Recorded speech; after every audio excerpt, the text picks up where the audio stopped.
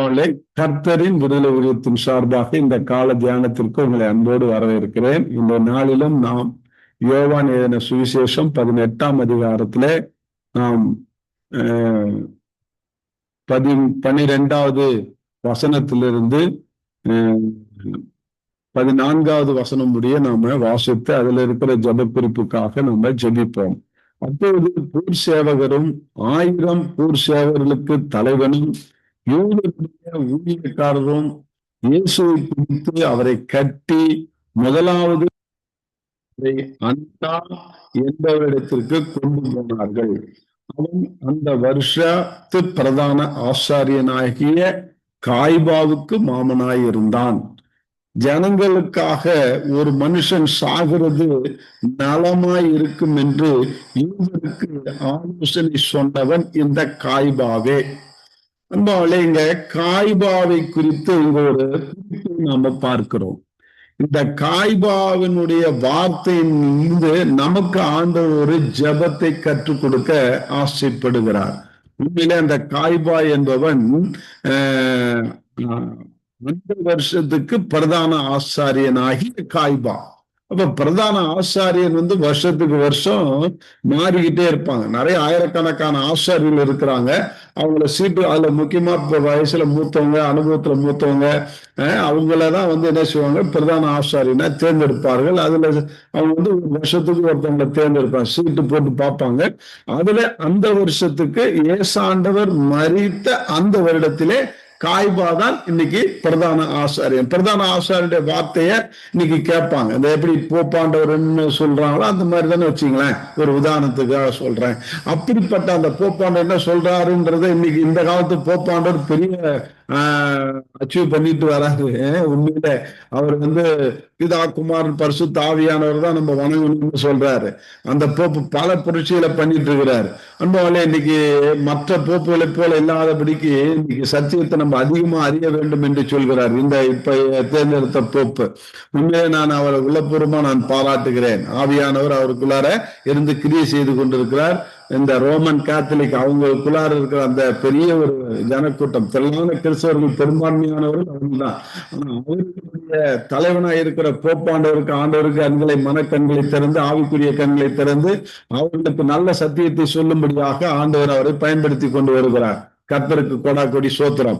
அதே போல இந்த பிரதான ஆசாரியன் ஆகிய காய்பா ஒரு காரியத்தை சொன்னார். என்ன காரியம்னா 14ஆம் வசனம் முக்கியமான வசனம்.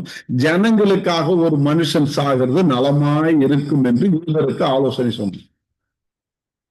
ஜனங்களுக்காக, அவங்களுடைய பாவங்களுக்காக ஒருத்தர் சாவது நலமாதான் இருக்கும்.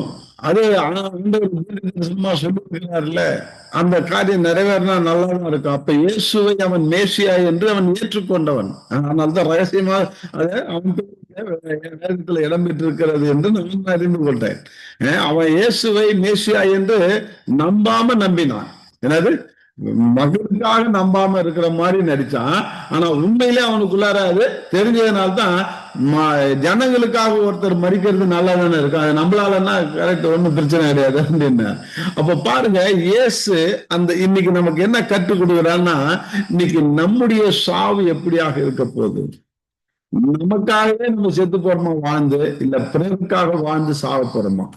இன்னைக்கு ஆண்டவரேட்ட நம்ம ஜெபிக்கணும். என்ன ஜெபிக்கணும்? ஆண்டவரே, நான் எனக்காக வாழ்ந்து வளர்ந்து சாகிறத விட உனக்காக வாழ்ந்து வளர்ந்து சாகிறவே நான் விரும்புகிறேன். என்ன இந்த விருப்பத்தை நிறைவேற்றுதுன்னு ஜபமா ஏறிடுங்க. ஆண்டவரே, நான் உனக்காக நான் மரிக்க நான் ஆயத்தமாகணும். ஆண்டவரே, யாருக்காக? இயேசுக்காக. ஏன்னா அவருதான் நமக்காக உயிரை கொடுத்தாரு. அவருக்கு உயிர் கொடுத்த ஆண்டவருக்கு நாம நம்முடைய உயிரை கொடுக்கறதுல தயங்கவே கூடாதுங்க. அதுக்காக நம்ம ஜெபிக்கணும். இன்னைக்கு ஆண்டவருக்காக நம்ம உயிரை கொடுக்க நம்ம ஒப்பு கொடுத்து ஜெபிக்கணும். அன்பாலே, உனக்காக நான் சாக தயார் என்று. எனக்கு இதை சொல்லும் போது, இதை கொஞ்சம் தியானிக்கும் பொழுது எனக்கு என் வாழ்க்கையில் நடந்த ஒரு சம்பவம் ஞாபகத்து வருது. என்னன்னா, மு தேவநாயகம் ஐயா, முனைவர் மு தேவநாயகம் என்று டாக்டரேட் முடிச்சவரு சென்னையில இருக்கிறாருன்னு என்னுடைய நண்பர் மூலமாக கேள்விப்பட்டேன். அந்த மு தேவநாயகம் என்பவர் ஒரு சாதாரண ஆளு. தமிழ் துறையில ஒரு டிபார்ட்மெண்ட்ல ஹெச்ஓடியா இருந்தவர், முனைவரா இருந்தவர், ஒரு நல்ல ஒரு தமிழ் பண்டிட்டு, நல்ல அறிந்தவர். ஆனா அவருடைய ஆண்டவராகிய இயேசு கிறிஸ்துவை குறித்த ஒரு பயங்கரமான ஒரு வெளிப்பாடை அவர் பெற்று திருக்குறள் கிறிஸ்துவ அப்படின்னு சொல்லி ஒரு பெரிய தீசிஸ், ஒரு ஆராய்ச்சி கட்டுரை எழுதி ஒரு தமிழ்நாடு கவர்மெண்ட்னால டாக்டர் பட்டம் பெற்றவர், முனைவர் பட்டம் பெற்றவர். அவரு திருக்குறள் கிறிஸ்துவ நூலே என்று சொல்லி அவரு பயங்கரமான ஆதாரங்களை எடுத்து காட்டுகிறார். இன்னைக்கு அவரை குறித்து எனக்கு எனக்கு திருக்குறள்னாலே எனக்கு ரொம்ப பிடிக்கும். அந்த காலத்துல எப்பொருள் யார் யார் வாய் கேட்பினும் அப்பொருள் மெய்ப்பொருள் காண்பது அறிவு அப்படின்ற குரல் எனக்குள்ளார ரொம்பவும் பதிந்தது. அதே நிறைய குரல் நான் வந்து அந்த குரலை நான் வந்து வாழ்க்கையில கடைபிடிக்கணும்னு நினைக்கிற ஆள். அப்ப அந்த குரல் எனக்கு பிடிச்சதுனால திருக்குறள், திருவள்ளுவர் இருக்கிறாரு, அந்த திருக்குறள் அந்த திருக்குறள் அது கிறிஸ்தவ நூலே என்று ஒருத்தர் ஆராய்ச்சி பண்ணி PhD வாங்கியிருக்கிறாரு, அவரை எப்படியாவது பார்க்கணும், அவரை பேட்டி எடுக்கணும் அப்படின்னு சொல்லி எனக்குள்ள ஒரு ஆசை. நம்மளால நான் உண்மையிலே நான் ஆசைப்பட்டதெல்லாம் ஆண்டவர் நிறைவேற்றுவார், இன்னைக்கு நிறைவேற்றி கொண்டிருக்கிறார். அந்த முனைவரை நான் பார்த்து பேட்டி எடுக்க வேண்டும் என்று நான் சென்னைக்கு செல்கிறேன். சென்னைக்கு சென்று என்னுடைய நண்பர் மலர்மார்கிட்ட சொன்ன, இந்த மாதிரி அவர் அட்ரஸ் எங்க இருக்குன்னு தெரியல, அயனாவரத்துல இருக்குன்னு கேள்விப்பட்டா நம்ம எப்படியாவது போய் கண்டுபிடிச்சிடணும்னு சொல்லி ஒரே பேரை வச்சுக்கிட்டு அயனாவரத்தை சுத்தி அவரை கண்டுபிடிச்சிட்டோம். அவருடைய வீட்டுல போர்டு இருந்தது, முனைவர் தேவநாயகம் அப்படின்னு போட்டு மழை கொட்டுது. ஒரு மாலை வேலையில போறோம், ஒரு 6 மணிக்கு உள்ள நுழைக்கிறோம், இருட்டிடுச்சு, மழை சோன்னு பெய்து, ஃபுல்லா நனைஞ்சிட்டோம், ஃபுல்லா தொப்பரையா நனைஞ்சாச்சு. நனைஞ்சிட்டு உள்ள நுழைஞ்சோம். ஐயா உங்களை பார்க்கலாம், அவர் நல்லா தாடி விட்டுட்டு வயசானவர் உட்காந்துட்டு இருந்தார் டேபிள்ல. நான் உள்ள நுழைஞ்ச உடனே எங்கிருந்து வரீங்க அப்படின்னாரு. நான் பண்ருட்டில இருந்து வரேன், இந்த மாதிரி நான் ஊழியம் செஞ்சுட்டு இருக்கிறேன், உங்களை பார்க்கணும், உங்களை பத்தி என் நண்பர் சொன்னாரு, உங்களை பார்க்கணும்னு வந்தேன் அப்படின்னாரு.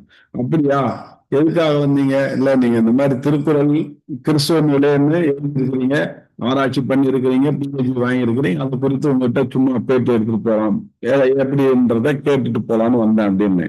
அப்படியா, உட்காருன்னு சொல்லிட்டு அவர் சொன்ன, நான் உட்காருன்னு சொல்லிட்டு அவர் கேட்ட கேள்விக்கு பதில் என்ன, அவர் ஒரு கேள்வி கேட்டார். என்ன கேள்வி கேட்டார்னா, நீ இயேசுக்காக சாவேன் மரிப்பேன் அப்படின்னு நீங்க சொன்னா நான் வந்து உங்ககிட்ட பேசுவேன், இல்லைன்னாக்க நீ இப்படியே போயிடு அப்படின்னா. நான் உங்ககிட்ட பேச மாட்டேன். உங்க அப்பாயின்மெண்ட் எப்ப இது பண்ணா, நீ இயேசுக்காக மறிக்கிறது நான் ரெடி அப்படின்னு சொன்னாக்க நான் உங்க வச்சு பேசுறேன் அப்படின்னா. நான் என்ன சொல்றது, பொய்யும் சொல்லக்கூடாது, மெய்யும் நீதான் சொல்லணும், பொய் சொல்லக்கூடாது இல்லையா. நான் இயேசுக்காக மறிக்கிறேன்னு அவங்ககிட்ட அந்த நேரத்துல சொல்லிட்டு நான் அப்படி சொல்லக்கூடாது அப்படின்னுட்டு ஒரு நிமிஷம் நான் ஜெபிக்க ஆரம்பிச்சேன். ஆண்டவரே, நான் இப்ப இவருக்கு என்ன பதில் சொல்ல அப்படின்னு நான் ஜெபிக்கும் போது ஆண்டவர் அழகா என்ன ஆண்டவர் சந்தித்த அந்த நாளை எனக்கு நினைவு கூர்ந்தார். அந்த நாள்ல நீ என்ன சொல்லி எனக்கு கமிட் பண்ணி உன்னை ஒப்பு கொடுத்த அதை சொல்லு, உன் சாட்சியை சொல்லு அப்படின்னு. அந்த நாள் 93ல ஒரு மாசத்துல என் ஆண்டவர் என்கவுண்டர், என்னை சந்திக்கிற முகமுகமாய் சந்திக்கிற அந்த நாளில நான் என்ன ஒப்பு கொடுத்தேன்னா, ஆண்டவரே நீ பேசுற தெய்வம், உயிர்ப்புள்ள தெய்வம், உண்மையான தெய்வம்ன்றதை இன்னைக்கு நான் கண்டுபிடிச்சிட்டேன். இந்த விகிதத்துல நான் தூக்கி போட்டுட்டு வார்த்தையின்படி நான் வந்துட்டேன். இப்ப நானே, என் மனைவி, என் பிள்ளை குடும்பமா உங்ககிட்ட சரண்டர் ஆகும்போது ஒரு வார்த்தை சொன்னேன். என்னன்னா, நாங்க இப்போ உன்னை ஏற்றுக்கொண்டு நானு உங்ககிட்ட வந்துட்டேன். எங்க அப்பா அம்மாவும் சரி, என்னுடைய மாமனார் மாமியாரும் சரி, எனக்கு சொத்து பத்தே இல்லை கொடுக்காம நீ ஏன் கிறிஸ்தவன் ஆனேன்னு சொல்லி என்னை அடிச்சு விரட்டி வெளியில அனுப்பினாலும் சரி, எங்க தெருவில் பண்ருட்டியில பங்களா தெருன்னு ஒரு பெரிய தெரு, அது போக்கலா தெரு, ரவுடிசமான தெரு, அதுல இருக்கிற அத்தனை ரவுடிகளும் அத்தனை போக்கலாவும் என்னை அடிச்சு கொன்னாலும் சரி, இயேசுவே உங்களுக்குன்னே வாழறேன், இயேசுவே உங்களுக்குன்னே சாகரன்னு நான் ஒப்பு கொடுத்தேன். அதை எனக்கு ஞாபகப்படுத்தின. அப்ப நீ என்கிட்ட சொன்னல, இயேசுவே உங்களுக்காக வாங்குறோம், உங்களுக்காக சாவறோம்னு ஒப்பு கொடுத்த, அந்த உண்மையை சொல்லு அப்படின்னு. அப்ப நான் வந்து காரியத்தை சொல்லிட்டு இந்த மாதிரி நடந்தது, இந்த மாதிரி ஒப்பு கொடுத்தேன். அப்பன்னா சரி, இயேசுக்காக நீ சாவ தயார் என்றால் உட்காரு, உங்ககிட்ட நீ எத்தனை மணி நேரம் என்கிட்ட பேட்டி வருது. அதுக்கப்புறம் உட்காந்து பேட்டி எடுத்தேன். கிட்டத்தட்ட 10 மணி ஆயிடுச்சுங்க. 7 மணிக்கு ஆரம்பிச்சோம், 8, 9, 10, 3 மணி நேரம் அவர்கிட்ட பேசினேன். நான் கேட்ட கேள்விகளுக்கு பொறுமையா அமைதியா பதில் சொன்னாரு. அநேக விஷயத்தை நான் அவர்கிட்ட இருந்து கற்றுக்கொண்டேன். அப்புறம் 2000 ரூபாய்க்கு அவர் எழுதின புத்தகத்தெல்லாம் வாங்கிட்டேன். அதுக்கப்புறம் 36 மணி நேரம் அவர் டிபேட் பண்ணியிருக்கிறாரு. எத்தனை ஒரு கிட்டத்தட்ட 50 PhD ஸ்காலர்ல வைத்து அவர் ஒரு பெரிய கருத்தரங்கம் பண்ணியிருக்கிறாரு. அந்த கேசட் இருக்குன்னாரு, அதையும் கொடுங்கன்னு வற்புறுத்தி வாங்கினேன். அது ஒண்ணுதான்பா வச்சுக்கிறேன், எனக்கு வேணும்பா அப்படின்னாரு. இல்ல நீங்க கொடுங்க அப்படின்னு சொல்லி அதை வாங்கிட்டு வற்புறுத்தி வந்து 36 மணி நேரம் அந்த டிபேட்டை போட்டு பார்த்தோம். நம்ம இல்லையா, அப்ப எவ்வளவு விஷயத்த அவர் வந்து திருக்குறள் அந்த திருக்குறள் கிறிஸ்துவ முறை என்று மிக ஆணித்தரமா ஆதாரப்பூர்வமா அவர் நிரூபிச்சிருக்கிறார். ஏன் நான் இதை சொல்ல வந்தேன்னா, அது அடுத்த கட்டம். சாகிறதுக்கு ரெடி. கிறிஸ்துவுக்காக நீ நானும் சாக ரெடியா? இயேசு சாமி ஆண்டவர் உயிரோடு இருக்கும்போது யாருக்காக அவர் பலியா கொடுத்தாரு பிதா அப்படின்னாக்கா 3:16 தான். 3:16 யாருமே மறக்க மாட்டோம். யோவான் 3:16 என்னது படிங்க. ஒரேபேரான குமாரனை தந்தருளி படிங்க, டக்குன்னு வரல, வாசின்னு சொல்லுங்க. தேவன் ஒரே குமாரனை விசுவாசிக்கிறவன் எவனோ அவன் கெட்டு போகாமல் நித்திய ஜீவனை அடையும்படிக்கு அவரை தந்தருளி இவ்வளவாய் உலகத்தை அன்பு கூர்ந்தார். எவரை தந்தருளி? தன்னுடைய ஒரே பேரான குமாரனை கொடுத்து, அவர் சாகிறதுக்கு கொடுத்து, அந்த சிலுவையில மறிக்கிறதுக்கு ஒப்பு கொடுத்து நம்மள அன்பு கூர்ந்தாராம். ஏன்னா நம்ம சாக வேண்டிய இடத்துல அவரை சாவடிச்சார். அப்ப இயேசு ஆண்டவர் பிறக்கும் போதே சாவ முன்குறித்தவர். அவர் நமக்காக அவர் சாக வேண்டும் குறித்த காலத்திலே. அந்த குறித்த காலத்திலே இவருடைய ரத்தம் சிந்தப்பட வேண்டும். இது மக்களுக்காக, தேசத்துக்காக, மக்களுக்காக, எல்லாருக்காக, உலகத்தில் இருக்கிற அத்தனை மக்களுக்காக அவர் சாகப்பட வேண்டும் என்பதற்காகவே அவர் உருவாக்கப்பட்டவர், அவர் அனுப்பப்பட்டவர், அவர் வாழ்ந்தாரு, வளர்ந்தார். எப்படி இருக்குங்க? நீ சாவறதுக்கு பிறந்தவன்டா அப்படின்னா எப்படி இருக்கும்? அவருடைய சாவை முன்னாலே அறிவிச்சுதான் அவரை அனுப்பிச்சிருக்கிறார். அப்ப எவ்வளவு நம்மள அன்பு கூர்ந்தார் அன்பான்ல. இன்னைக்கு அதுதான் இந்த காய்பா சொல்றார், ஜனங்களுக்காக ஒரு மனுஷன் சாகிறது நலமா இருக்கும். அதனால இன்னைக்கு ஆண்டவர் நமக்காக உலகத்துல இருக்கிற அத்தனை பேருக்காகவும் தான் செத்தார். இன்னைக்கு அவர் அறியல, பிதாவினுடைய அன்பு அறியல, குமாரனுடைய தியாகத்தை அறியல, பரிசுத்த ஆவியானவருடைய தேற்றரவாளனுடைய அந்த வழிநடத்துல இன்னைக்கு உலகம் அறியாம போய் கொண்டிருக்கிறோம். காலையில நான் ஒரு குரூப் ஆஃப் பீப்புளுக்கு நான் வார்த்தை கொடுத்தேன். ரோமர் 7ஆம் அதிகாரத்துல என்ன வார்த்தை அப்படின்னாக்கா, அழகான ஒரு வார்த்தை. என்னன்னாக்கா பாருங்க, 26வது வசனம்னு நினைக்கிறேன், சாரி 9வது வசனம். என்னன்னா, நான் அவரால் வந்திருக்கிறபடியால் ஆளும் அவர் என்னை அனுப்பி இருக்கிறபடினாலும் நானே அவரை அறிந்திருக்கிறேன். 28ல பாத்தீங்கன்னா, நீங்கள் என்னை அறிவீர்கள், நானும் எங்கிருந்து வந்தேன் என்று அறிவீர்கள். நான் என் சுயமாய் வரவில்லை, என்னை அனுப்பினவர் சத்தியமுள்ளவர், அவரை நீங்கள் அறியாதிருக்கிறீர்கள்.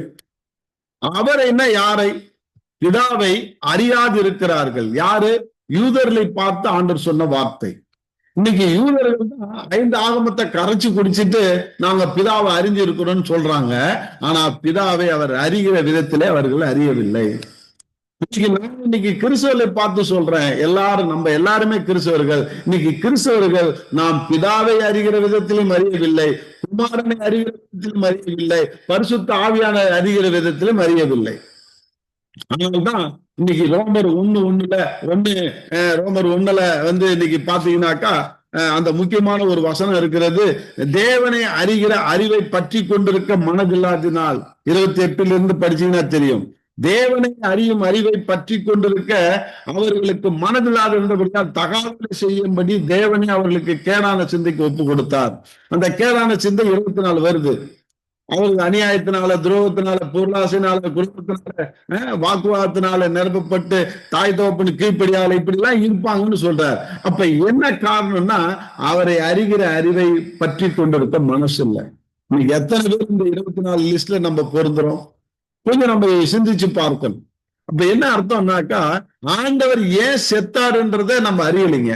அப்படி அவர் அறிஞ்சிருந்தோம்னா நம்ம என்ன செய்வோம்? அவர் சொன்னபடி நம்ம வாழ்வோம். அவருக்காக நாம மறிக்க நம்மளை ஒப்பு கொடுப்போம். இன்னைக்கு நம்ம அவருக்காக மறிக்கிறதுக்கு ரெடியா? இன்னைக்கு நம்ம அதுக்காக அந்த குரூப்ல நான் பேசும்போது உண்மையிலே ஆவியானவர் எங்களோட பேசினார். ஏன்னா பிதாவை குமாரனை இன்னைக்கு அறியாமலே இன்னைக்கு நம்ம கிறிஸ்தவன்னு சொல்லிட்டு இருக்கிறோம். இன்னைக்கு கிறிஸ்து யார்? இந்த புத்தகம் அதுதான் கொடுக்கப்பட்டது. நான் திரும்ப திரும்ப சொல்லுவேன், யூதர்களுக்கு வந்து நிச்சயதார்த்தம் பண்ணும்போது அந்த மனவாட்டி கிட்ட கொடுக்கிற புத்தகம் என்ன, கெத்துபான்னு சொல்லுவாங்க. அது பிதாவை குறித்து எழுதியிருக்கும், குமாரனை குறித்து எழுதியிருக்கும், மனவாட்டிக்கு என்னென்ன தேவையோ அதை குமாரனுக்கு தெரியப்படுத்துன்னு எழுதியிருக்கும். அதை படிச்சுட்டு அவன் என்ன செஞ்சா, குமாரனுக்கு இதெல்லாம் பிடிக்கும் பிடிக்காதுன்றத தெரிஞ்சு மனவாட்டி பிதாவை குறித்தும் மணவாளனை குறித்தும் பரிசுத்த ஆவியானவர் குறித்தும் அந்த மனவாட்டி தன்னை தயார் பண்ணுவா, ஆயத்தப்படுத்துவா. இன்னைக்கு நமக்கு ஆண்டவர் முதல் வரியில வந்து இந்த கெத்துபா என்ற வேதத்தை ஆதியாகமத்திலிருந்து வெளிப்படுத்தின விசேஷம் கொடுத்துட்டு போயிட்டார். எதுக்காக? பிதாவை அறிவ, குமாரனை அறிய, பரிசுத்த ஆவியானவர் அறிய நாம ஆயத்தமாக அவர் திரும்பி மத்திய வானத்துல வந்து நம்மளை கல்யாணம் கட்டிக்க வரப்போறாரு. அதுக்குள்ள இந்த புத்தகத்தை படித்து நாம மூவரையும் அறிந்து திரிந்த தெய்வத்தை அறிய வேண்டும் என்பதற்காக இதை கொடுக்கப்பட்டிருக்கு. ஆனா இதை வச்சுட்டு இன்னைக்கு எத்தனை பேர் கூப்பிட்டு இருக்கிறோம்? பிதாவை பிடிச்சிட்டு